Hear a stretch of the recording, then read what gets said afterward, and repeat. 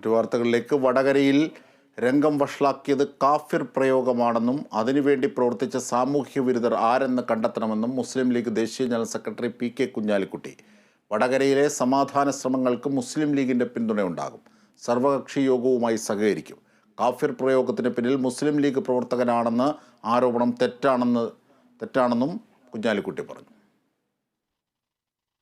ഇവിടെ ഈ പ്രശ്നത്തിലേക്ക് പോയത് ആ കാഫിർ പ്രയോഗത്തിൻ്റെ ഒരു പബ്ലിസിറ്റി വല്ലാതെ കൂടിയപ്പോഴാണ്. ഞങ്ങളുടെ ഒരു പ്രവർത്തകൻ്റെ പേരിലാണ് അത് വന്നത്. അത് അല്ല എന്ന് ഞങ്ങളുടെ ഒരു പ്രവർത്തകൻ അങ്ങനെ ഒരു പോസ്റ്റ് ഇട്ടിട്ടില്ല, അത് ഫേക്കായിരുന്നു എന്നുള്ളത് ഞങ്ങൾ തെളിയിച്ചിട്ടുണ്ട്. ഇതിനകം തെളിയിച്ചിട്ടുണ്ട്. ഞങ്ങൾ ചാലഞ്ച് ചെയ്തിട്ടുണ്ട്.